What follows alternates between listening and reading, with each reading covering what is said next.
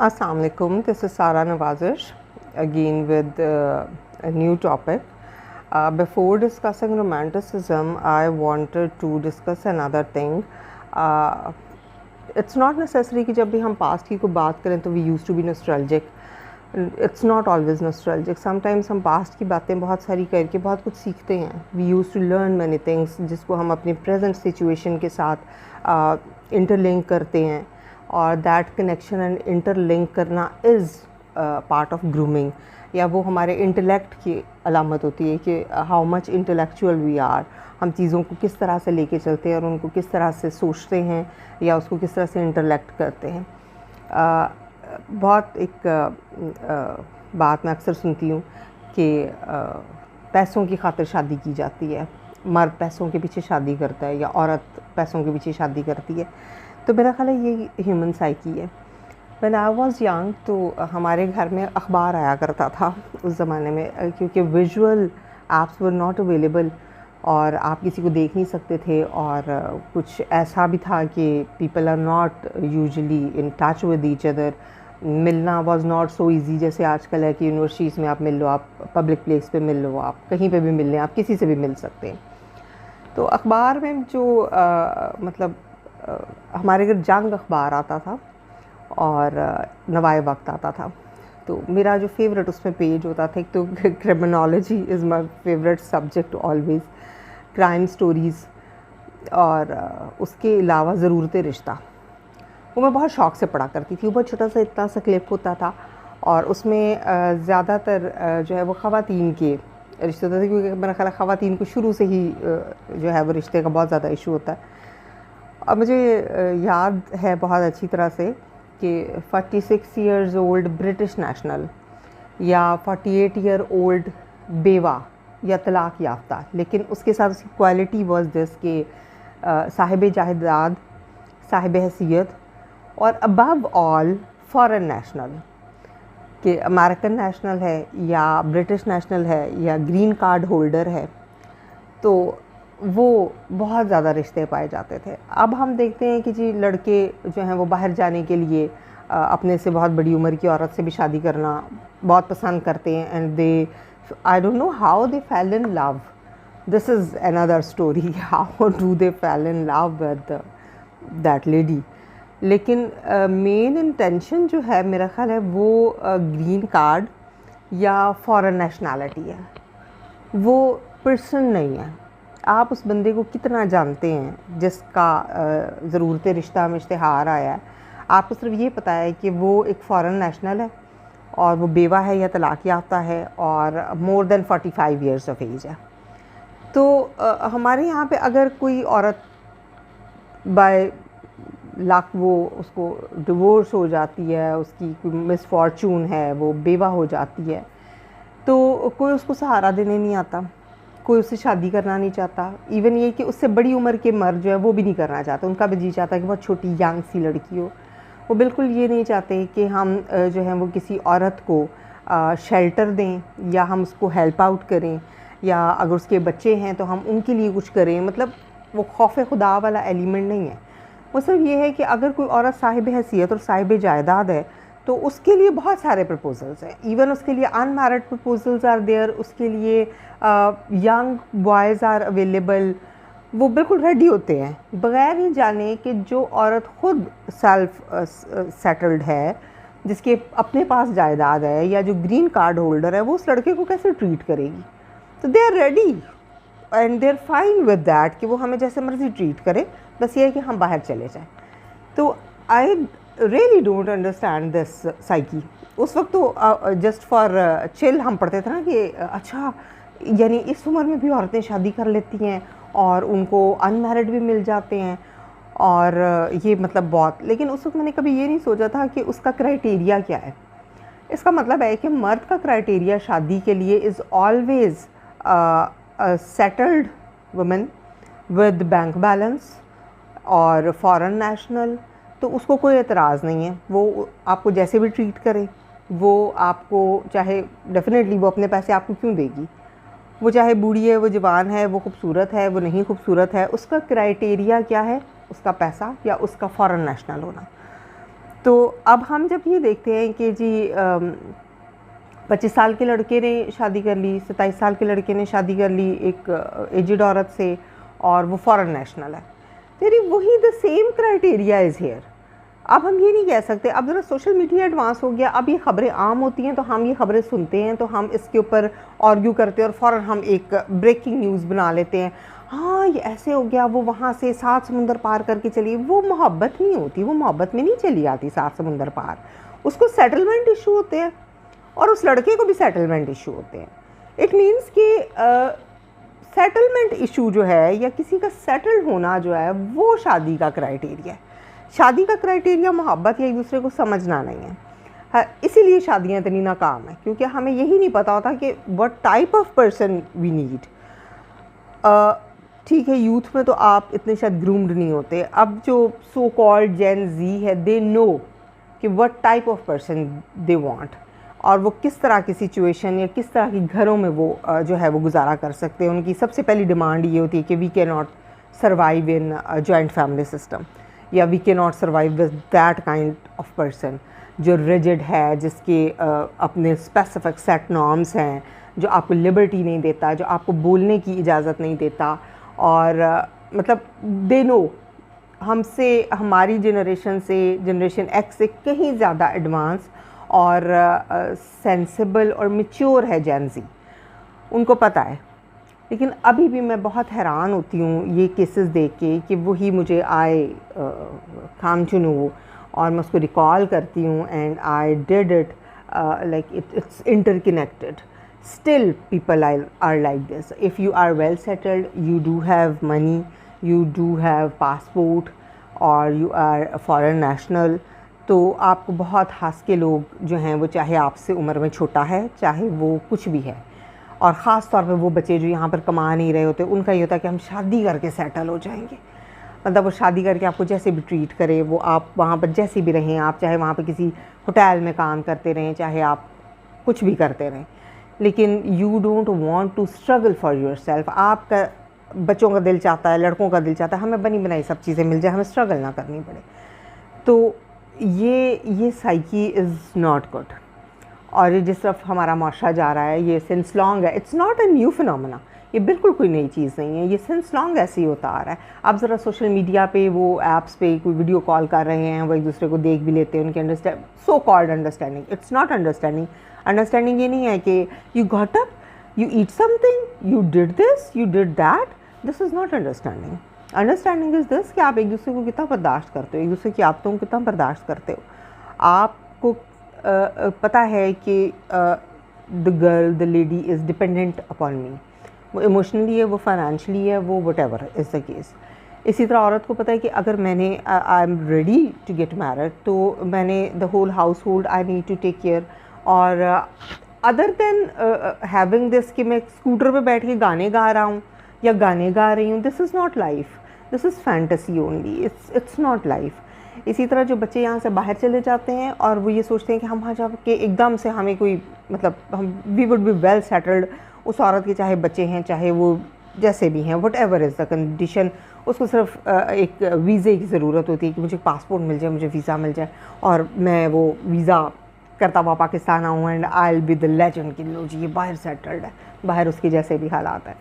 तो मर्द का criteria is always like a settled औरत, और बैंक बैलेंस हो और पासपोर्ट हो, तो फिर उसे कोई एतराज़ नहीं है, फिर उसको शादी करने में कोई एतराज़ नहीं है। उस औरत की एज पे, उसके बच्चों पे, उसकी शक्ल पे, उसकी हरकतों पे, किसी चीज़ पे एतराज़ नहीं है। इसका मतलब है कि दिस इज़ हिपोक्रेसी, ये हमारे स्टैंडर्ड्स, डुअल स्टैंडर्ड्स हैं। अगर यहाँ पे वो किसी लड़की से शादी करेगा तो वो उसमें 1000 ऐब निकालेगा, इसका कैरेक्टर ठीक है, ये टॉल कितनी है, ये स्मार्ट नहीं है, इसका कोई अफेयर तो नहीं था, इसके पास पैसे तो हैं नहीं, मतलब she has to take care of my parents, my family, पूरे घर का काम ये करेगी, इसको खाना पकाना आता है, इसको ये आता है, इसको वो आता है, ये कपड़े कैसे पहनती है, इसने अबाया क्यों नहीं पहना, इससे चादर क्यों नहीं ली, इसने दुपट्टा क्यों नहीं लिया हुआ। मतलब यहाँ पर अगर कोई अच्छी लड़की भी है तो उसके साथ एक jumble of issues are related with her. लेकिन अगर कोई औरत चाहे वो 50 साल की है और वो जो मर्ज़ी कर रही है और वो फॉरेन नेशनल है, तो दिस इज़ आवर क्राइटेरिया। आजकल हमारे लड़कों का ये क्राइटेरिया है कि तुम्हारे पास पैसे हैं, ठीक है, फिर मैं तुमसे निकाह कर लेता हूँ, चाहे तुम जिस भी उम्र की हो, चाहे तुम जिस भी कैरेक्टर की हो, चाहे तुम्हारे जितने भी बच्चे हैं, चाहे तुम्हारे पास में कुछ भी है, whatever is the condition, I will get married to you. वो ये नहीं देखता कि इस औरत में क्वालिटीज़ क्या हैं। तो औरतों की क्वालिटीज़ जो है वो बिल्कुल नहीं देखी जाती। वो बिल्कुल आजकल की जनरेशन जो है, हर सिंस स्ट्रॉन्ग जनरेशन ये नहीं देखती थी, क्योंकि वो जो ज़रूरत रिश्ता के इश्तिहार आते थे उसमें जब स्पेसिफिकली ये लिखा जाता है कि जी वो फॉरेन नेशनल है, वो बैंक बैलेंस है, चाहे वो बेवा है, चाहे वो तलाक याफ्ता है, चाहे उसके साथ बहुत सारे अफेयर्स हैं, what ever is the condition, लेकिन उसमें जो एक क्वालिटी है वो ये है कि शी इज़ वेल सेटल्ड। तो औरतों के लिए वेल सेटल होना इसका मतलब है कि सबसे बड़ी क्वालिटी है। इसके अलावा औरत में कोई क्वालिटी नहीं होनी चाहिए मेरा ख्याल है। फिर उसको चाहे हाउस होल्ड आता है नहीं आता है, उसको कुकिंग आती है नहीं आती है, वो कुछ कर सकती है, वो एक अच्छी बीवी साबित हो सकती है या नहीं, वो एक अच्छी माँ बन सकती है या नहीं, ये क्वालिटीज़ आर नॉट रिक्वायर्ड। सिर्फ ये रिक्वायर्ड है कि आपके पास पासपोर्ट है। तो this is very alarming situation and this is very pathetic sort of situation कि मर्द को, लड़कों का क्राइटेरिया जो है वो या तो सोना सुलाना, खाना पीना, फिरना फिराना, ठीक है, ये है। शादी अपने पेरेंट्स की मर्ज़ी से करूँगा, भाई जहाँ मेरे पेरेंट्स कहेंगे शादी तो मैं वहाँ करूँगा, मैं बहुत शरीफ बच्चा हूँ या मैं बहुत शरीफ बच्ची हूँ, बाकी फ्रेंडशिप की हद तक ठीक है। या फिर क्राइटेरिया ये है कि well settled. If you are well settled तो आपको जो है वो 100 कत्ल भी माफ़ है। तो ये बहुत बहुत ही अजीब सी सिचुएशन है। अब चूँकि सोशल मीडिया बहुत एडवांस है और हम ये केसेस रोज़ देखते रहते हैं और सुनते रहते हैं, तो हमें लगता है कि ये बहुत एक्सपोज्ड है। आजकल के बच्चे ऐसे कर रहे हैं, आजकल की यहाँ जितने फारिग जनरेशन, उनको कोई काम नहीं है, वो फेसबुक पे या सोशल मीडिया ऐप्स पे, जितनी भी ऐप्स हैं हमारे पास या कोई रिश्ता कराने वाली ऐप्स हैं, उस पर वो सिर्फ ये फोकस करते हैं कि कोई खातून जो है वो बड़ी वेल सेटल्ड हमें मिल जाए तो बस हमारी तो ज़िंदगी संवर जाएगी, हमें कुछ करना ना पड़े। तो इस तरह ज़िंदगी नहीं गुजरती और इस तरह कामयाब ज़िंदगी नहीं गुजरती। वक्त तो गुजर जाता है लेकिन कामयाब ज़िंदगी नहीं गुजरती। और दिस इज़ सिंस लॉन्ग। मर्द की साइकी इज़ द सेम। वो तब भी ऐसी थी जब वो जंग अखबार में ज़रूरत रिश्ता आता था और वो अब भी ऐसी है। तो we need to change our psyche. हम फ़िलासफ़ी की तरफ जाने की बजाय अगर हम उसको अपने साथ रिलेट करें और हम ये देखें कि यार व्हाट इज़ रोमांटिसिज्म या व्हाट इज़ हीरोइज़म, तो वो ये नहीं है कि एक फारिग लड़का आप जो है वो परचेज़ कर लें अपने लिए, या एक लड़का फारिग लड़का समझे कि आई एम फॉर सेल। एक तो लड़कों की ये साइकी पता नहीं बच्चों की क्यों है कि we are for sale. But you are not for sale. आप अपने अंदर ये सेल्फ रिस्पेक्ट और ईगो पैदा करें कि we are not for sale. अगर आप ये कहते ना कि ठीक है तुम मुझे इतने पैसे दे दो तो मैं आ जाता हूँ, या तुम मुझे इतने पैसे दे दो, तुम मुझे शॉपिंग करा दो, तुम मुझे, यार यू आर फॉर सेल। आपकी ईगो, आपकी सेल्फ रिस्पेक्ट, आपकी डिग्निटी, ये चीज़ें कहाँ हैं? We are not for sale. हमारा क्राइटेरिया कोई एक वीज़ा कार्ड होल्डर जिसकी जो है वो पॉकेट में बहुत सारे पैसे हैं, चाहे वो आपको मार रहा है, चाहे वो आपको violent, he is very violent towards you, चाहे वो आपको इंसल्ट कर रहा है, और ठीक है जी पैसे हैं और ये वेल सेटल्ड है। This is our society, this is dilemma. तो we are not for sale और मर्द की साइकी इज़ द सेम। तो I want to I am actually in favour of women empowerment. औरत को इतना ज़्यादा पावरफुल होना चाहिए कि उसके पास इतनी ऑप्शंस हों कि if you are earning, you are well educated, तो किसी की ये मजाल नहीं होती कि वो आपको ख़रीद सके, या वो आप ये कहे कि नहीं नहीं तुम्हारे पास ये कुछ है तो मैं तुम्हारे साथ सेटल हो रहा हूँ। आपके अपने अंदर इतने गट्स होने चाहिए। अगर कोई बंदा आपके पीछे आपके पैसे की वजह से आ रहा है, या आपके ग्रीन कार्ड की या आपके वीज़ा की वजह से आ रहा है, तो आपके अपने अंदर इतना शऊर होना चाहिए, इतनी आपको सेंस होनी चाहिए कि यार he is not addressing me, he is addressing my money, he is after my things. तो आपका क्या जो है वो क्रेडिबिलिटी है in that relationship? That relationship is fake. वो बिल्कुल भी एक सूटेबल रिलेशनशिप नहीं है किसी भी लड़की के लिए, किसी औरत के लिए, या किसी भी मर्द के लिए। और अगर मर्द की ये साइकी, ये लड़कों की ये साइकी कि वी आर फॉर सेल और हम आ रहे हैं, तो जब वहाँ पर ख़वातीन ही नहीं होंगी टू परचेज़ दैम, तो ये साइकी खुद ही ख़त्म हो जाएगी। तो औरत में भी इतनी डिग्निटी, इतनी सेल्फ रिस्पेक्ट होनी चाहिए कि नहीं, I am not going to purchase a husband for me, I need a partner, I need a companion जिसको मेरी ज़ात से दिलचस्पी, जिसको मेरे पैसे और मेरे ग्रीन कार्ड और मेरी सेटलमेंट के साथ दिलचस्पी नहीं, कितनी वेल सेटल्ड हो, इसके पास तो गाड़ी है, इसके पास तो ये है, इसके पास तो वो है। तो we should think about it. ये लड़कों को भी सोचना चाहिए, लड़कियों को भी सोचना चाहिए, तभी तो इतने ज़्यादा नाकाम रिलेशनशिप है। फिर लड़के रो रहे थे, हाय उसने मुझे डिच कर दिया, उसने मुझे धोखा दे दिया। भाई आपने वो धोखा अपने लिए खुद चुना है, आपने खुद जो है यू वर फॉर सेल। आपने देखा कि एक लड़की है, वो सेटल्ड है, तो ठीक है जी मैं इंट्रूड कर लेता हूँ। तो जब अगर वो धोखा दे रही है तो फिर you are not suppose to cry. You should think before कि आपका क्राइटेरिया क्या है और आपको किस किस्म की औरत या किस किस्म का मर्द चाहिए जिसके साथ आप ज़िंदगी गुजार सकते हैं। अगर आप एक दफ़ा खुद बिक जाते हैं तो फिर आपके पास रोने का या रिग्रेट करने का कोई हक़ नहीं होता। फिर आप अगर रो भी रहे हैं तो it's useless, it's like cry over spilled milk once you have entered in some wrong relationship. So this is the message for today कि have some dignity, do not be for sale। अपनी चीज़ें दिखा के आप लोगों को attract ना करें कि मेरे पास ये है, मेरे पास ये है, मैं वेल सेटल्ड हूँ, मेरे पास वीज़ा है। क्योंकि जो भी आपको अप्रोच करेगा वो आपके लिए नहीं, वो आपकी चीज़ों के लिए करेगा। तो फिर उन सब चीज़ों में where are you? You are nowhere. This is loss of your personality, this is loss of your self, your inner self। if you do have dignity, don't go for such activities। आप उसको address ना करें, उस मर्द को approach ना करें जो फॉर सेल है, क्योंकि वो फॉर सेल होगा तो वो आज आप उसको बाय कर लेंगे, कल को उसको कोई और बाय कर लेगा जो आपसे ज़्यादा वेल सेटल्ड होगा। तो don't go for these kind of things. ये since long this process is going on, it's not new. जब से अखबारें और जब से ये प्रेस मीडिया was there, तो since 1960s so these issues are prevailing। लेकिन अब उनको हम हाईलाइट करना स्टार्ट हो गए हैं। तो हाईलाइट करने के साथ उसके ऊपर बात करना, this is not taboo to talk about anything, उसके ऊपर बात करना और उसको समझना और उसका सोल्यूशन ढूंढना इज़ द रियल थिंग। हमें पता है कि इशू है और अगर आपको वो फॉर सेल मिलता है तो डोंट गो फॉर दैट। आप नहीं जाएंगे, वो आपको अप्रोच नहीं करेंगे दोबारा, वो एक जो है कॉन्ट्रैक्ट हो जाएगा दिस रिलेशनशिप। और ये वाला जो एक पूरा सिनेरियो है, जब पता चल जाएगा कि मार्केट में जो है वो कस्टमर्स ही नहीं है, तो फिर चीज़ कैसे बिकेगी? चीज़ नहीं बिकेगी।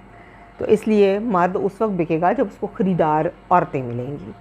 ठीक है, this is opposite of prostitution, this is not relationship. I don't consider it कि ये एक अच्छा रिलेशनशिप है। दिस इज़ मेल प्रॉस्टिट्यूशन, जिसको हम बहुत टैबू समझते हैं और हम समझते हैं कि सिर्फ औरत प्रॉस्टिट्यूट होती। नहीं, सिर्फ औरत प्रॉस्टिट्यूट नहीं होती, ये भी एक हिडन प्रॉस्टिट्यूशन है। ये जो शादी के नाम पे बिकना है और मोहब्बत करना है। मोहब्बत इज़ नॉट फॉर सेल और मर्द या औरत एक कमोडिटी नहीं है, they are not for sale. तो स्टॉप दिस हिडन प्रॉस्टिट्यूशन। ये जो ज़रूरत रिश्ता और ये अब चीज़ों को दिखा के शादी करना और उसके बाद रिग्रेट करना कि हाय मेरे साथ तो बड़ा धोखा हो गया। वो धोखा आपके साथ नहीं हुआ, वो धोखा आपने खुद खाया और अपनी ग्रीड की वजह से खाया है। आपका अपना उसमें बहुत ज़्यादा कसूर होता है, किसी का कसूर नहीं होता। सो प्लीज़ काइंडली अपने दिमाग की विंडोज़ को खोलें और सोचें कि हम किस तरफ जा रहे हैं। हम लोग रोज़ाना एक ख़बर पकड़ लेते हैं और उसका पोस्टमार्टम शुरू कर देते हैं कि ये हुआ, ऐसे हुआ, उसने धोखा दे दिया, उसने गोल्ड डिगर थी, वो चली गई, उसने किसी और साथ अफेयर लगा। भाई क्यों लगा लिया? इसलिए कि आपने उसको परचेज़ किया था ना। तो जब उसमें एक ज़्यादा अच्छा ग्राहक मिल जाएगा तो ही और she would go for that. आपने गलत चॉइस की, इट्स योर फॉल्ट, आपने रिकग्नाइज़ नहीं किया। तो यू शुड रिकग्नाइज़ फर्स्ट कि आपको क्या चाहिए। आप किस चीज़ को एड्रेस करते हैं? आप वफ़ादारी को एड्रेस करते हैं, आप मोहब्बत को एड्रेस करते हैं, आप रिलेशनशिप को, या आप पैसे को और उसकी स्टेटस को?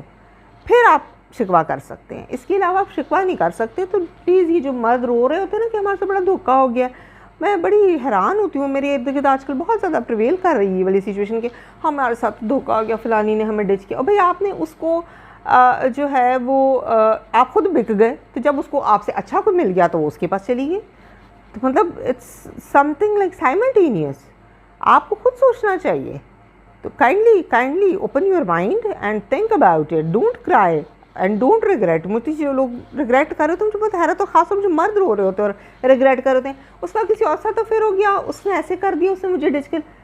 भाई आपने इतनी स्पेस दी ना, आपका अपना क्या क्राइटेरिया था? आप अगर रिसीव कर रहे हो और आप एक्सपेक्ट कर रहे हो कि अगला आपको रिसीव ना करे तो ये पॉसिबल नहीं है, ठीक है? तो थिंक अबाउट योर सेल्फ, आप अपने ऊपर सोचो। आप पूरे माशरे को चेंज करने की कोशिश नहीं कर सकते और आप कर भी नहीं सकते। So it's better to think about yourself कि व्हाट वाज योर चॉइस, आपने क्या चुना था। ये सारा आपका अपना जो है फॉल्ट होता है, आपको पता ही नहीं होता कि हम क्या करें। Do not be for sale. अगर आप फॉर सेल है तो अच्छा ग्राहक मिलेगा, तो फिर जो आपका पार्टनर है वो किसी और की तरफ जाएगा। तो आप ये सोचें, आप उसको फोकस करें कि आपको अपने पार्टनर में क्या चीज़ चाहिए और फिर आप उस पर स्टिक ऑन रहें। आप ये एक्सपेक्ट ना करें कि मैंने इसको ख़रीदा है तो अब ये मेरे साथ वफ़ादार भी होगा। नहीं, ख़रीदी हुई चीज़ वफ़ादार नहीं होती। उस पर फिर आप मतलब आपको वन बकेट में सारे बॉल्स नहीं मिलते, ठीक है? You can not put all the fruits in one bucket. क्या मुझे इसमें वफ़ादारी, मैंने ख़रीदा है इसको, या मैं इसकी दौलत के पीछे गया हूँ, या ये वेल सेटल्ड थी तो अब मुझे वफ़ादारी भी चाहिए, मुझे हाउस होल्ड भी चाहिए, मुझे बच्चे भी चाहिए, अभी मेरे घर वालों की भी खिदमत। नहीं, दिस इज़ रॉन्ग। तो do go for your own thinking. आप अपनी थिंकिंग देखें क्या है, आप किस चीज़ को एड्रेस कर रहे हैं और आपने अपने लिए क्या चुना है, then you can regret on it. तो thank you so much for today. इंशाल्लाह वी विल बी टुगेदर।